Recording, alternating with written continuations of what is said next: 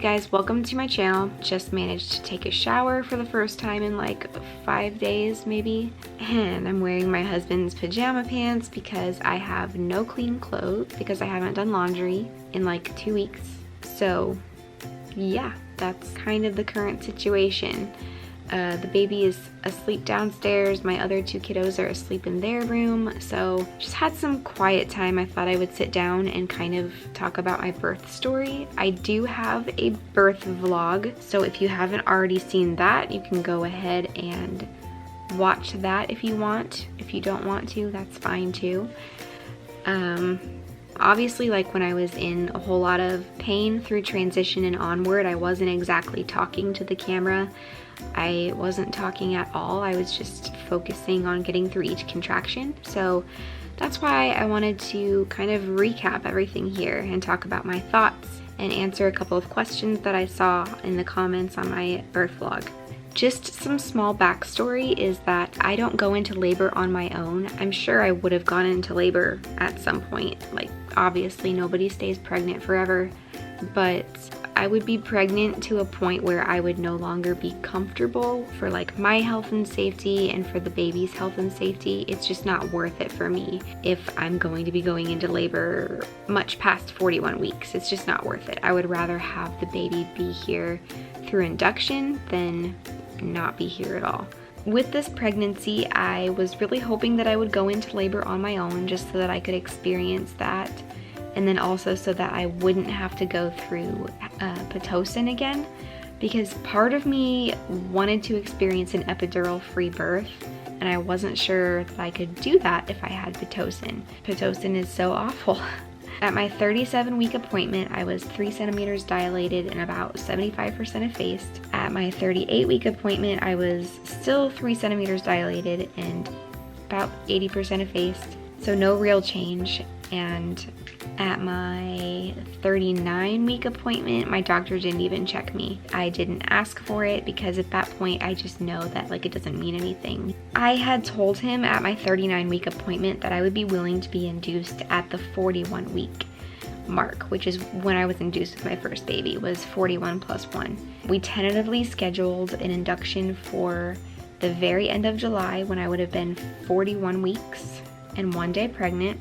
I was gonna give my body all the way up until then to go into labor, but when I was 40 weeks pregnant on July 22nd, I just couldn't do it anymore. I was so done. I was having prodromal labor nonstop. I was so miserable, both physically, emotionally, mentally. Every single cell in my body was just done. So I texted my doctor on Wednesday the 22nd asking if there was any way that I could go in on Friday to be induced, and he texted me back a while later saying that shouldn't be an issue and he would call the nurse and have her call me the next day to set it up officially. So that's what happened on Thursday. She called and she said, "You can come in tomorrow at 5 a.m. for your induction."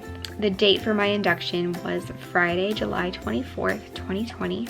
We went in that morning. So when they checked me at about 6 in the morning, I was already 5 centimeters dilated, and they were very surprised by that. So they called my doctor to see what they wanted him to do. I was GBS positive with this pregnancy, and you have to be on antibiotics for about 4 hours before you deliver the baby. And so they decided to hold off on the Pitocin so that way I could get all the antibiotics that I needed before delivering the baby. At about 9 o'clock, they started me on Pitocin because I had not really been progressing on my own. They increased it very slowly over the course of the morning. It was about 12 when I finally started getting slightly stronger contractions that I felt like were actually going somewhere. At that point, I had been checked and I was still at 5 centimeters dilated, but I was only just starting to get more serious contractions. 1:30 was the start of transition for me. 3:09 is when the baby was actually born. So I was only in transition for about an hour and a half altogether, which I'm very grateful for. I honestly don't think I could have done it any longer. That hour and a half was the most intense hour and a half of my life. So I dilated 5 centimeters in less than 2 hours. So 1:30 was when I started transition, and then around 2 o'clock or whenever I was next checked, I was 7 to 8 centimeters dilated. I know a lot of people like to get up and walk around and like do various positions while they're in labor, But I don't know how they do that, because I was honestly in so much pain that my legs couldn't even support myself, like to stand up. It just hurt too badly. I just had to sit and I had to be still and I had to focus. Earlier, when I was just starting to get to like the really serious painful contractions, I was texting with a really good friend of mine. She just sent me all of these really wonderful positive affirmations that really stuck with me. I just kind of picked a couple of them that resonated with me the most, and I just would repeat that in my mind over and over again. One in particular that kind of stuck out to me was, each contraction is a wave, ride it out. And when I kind of just thought of it as that, like it's a wave and you are in control of the situation and it's up to you to just kind of like ride it out and wait until it ends, it just kind of made it feel more doable. You kind of focus on each contraction as it comes. You don't think about the next one. You just have to focus on the one that's happening in that moment and do whatever you can mentally to work your way through it. And then it's over and you just rest and you breathe, and then when the next one starts, you do the whole thing over again. The worse that you feel, the closer you are to actually having the baby. Each time that I would get more progressed and I would be in more pain than I was before, it was because I was getting so much closer to having the baby. So when I was probably like at a 10 out of 10 on the pain scale, I was like 20 minutes from delivering the baby. And then when I was at 30 out of 10 on the pain scale, I was 5 to 10 minutes from delivering the baby. I don't know. I remember being at one point being in transition and I was just sitting on the bed, and in my mind, I felt like I was writhing around and going crazy. In my mind, like I was exploding. I remember glancing at the window in my room and wondering if I could jump out of it. Like if there was a way that I could open the window and jump out to like escape and just get away. It was definitely in those last 10 minutes of labor that I was wishing that I had an epidural, because it was the most painful experience. Like I said, the only saving grace of being in that moment is just reminding yourself, or having your nurse remind you, which I had my nurse remind me, that when you're feeling your worst, you know that it's not going to last that much longer. Interestingly enough, this was the first birth and the first labor that I've gone through where I didn't cry at all. With both my other two kids, at one point during my labor when I either didn't have the epidural or the epidural wasn't working all the way, I had like tears going down my face, like silent tears. And I think that the reason why I didn't cry this time was because I was knowingly going into it without having an epidural, versus with the other kids, you know, I either knew I was going to get an epidural or I had one placed and it just wasn't like working all the way. So my mind wasn't fully prepared for the extent of the pain that I was feeling. But with this one, with my third baby, I was, you know, going into it thinking I might not be getting an epidural, or you're not getting an epidural. So I was just able to cope a little bit differently. Throughout transition and all the way up until I started to push, I was smelling clary sage essential oil. Clary sage is supposed to be good for helping with progression of labor, which is why I started out smelling it, like to help me progress. However, it's not why I continued to smell it. It just smelled really good to me, and it was doing a really good job of helping me focus. Because it's such a strong sensory input, you're smelling something, it's just a really good way to help keep your mind in the present and keep you focused. So I would recommend picking an essential oil that works for you, that you really enjoy smelling. Another thing that really helped me a lot was when my nurse, Cammie, held like cold ice packs and washcloths on my neck, like around my throat and my neck and my forehead. It was, again, like another strong sensory input to my body. Like I said, like when I was going through all those really, really terrible contractions, and it just felt like all of my neurons were just firing all at the same time. I think that smelling those essential oils and having like the sharp cold sensation of the washcloths and the ice packs on my skin just kind of helps to focus those sensory inputs onto something tangible and something in the present and in the moment. So those were 2 coping mechanisms that were really good for me, in addition to those mantras that my friend sent me that I would just kind of repeat it over and over and over in my head. But I really liked the one about the wave, like each contraction is a wave, ride it. I really feel like I resonated with that, because as the contraction would start, I would just kind of feel like this really fierce, strong, like feeling or sensation, like I was staring down a wave. Like the wave is coming and you know it's coming and there's nothing you can do to stop it. So you just have to like go with it. So that just really resonated with me, and it really helped me to cope. Go with it, you know, don't fight it, accept it, and just know that it's going to end and get through it. And that's what I did. Contraction after contraction after contraction. It took so much mental strength to do that. At one point, I just kind of had like this strong urge to push, or like this pushing sensation that was coming over me without me really even trying to. And I probably was pushing without meaning to. But it was shortly after that that the doctor came in and he checked me, and I was 9 3/4 centimeters dilated. And he said that I could start to push if I wanted to, which I was like, yes, thank God, please, I need to start pushing. It was so painful. And he said that he just needed to push a little bit of the cervix out of the way, which he thought that he could do on my next contraction. So he did that. He said, let me know when you have your next contraction so that I can check and make sure that you are all the way dilated. I was having a hard time hearing him. He was talking like really quietly, and I was just laying there in a world of pain. So I wasn't really hearing him say all these things. I was like pushing, starting to push, and I didn't tell him, and he goes, are you pushing? And I said, I can't help it. And then one of the nurses was saying, it's all right. It's kind of hard not to. It's kind of hard to hear me, but I was like feeling that really strong urge to push again, and I said, I can't help it. And it was at that moment that my doctor saw that I was fully dilated and that my body was pushing, and he said, grab a leg. So that's when my husband and the nurses grabbed my legs and I started to push. Pushing was always the scariest part to me, pushing a baby out without an epidural.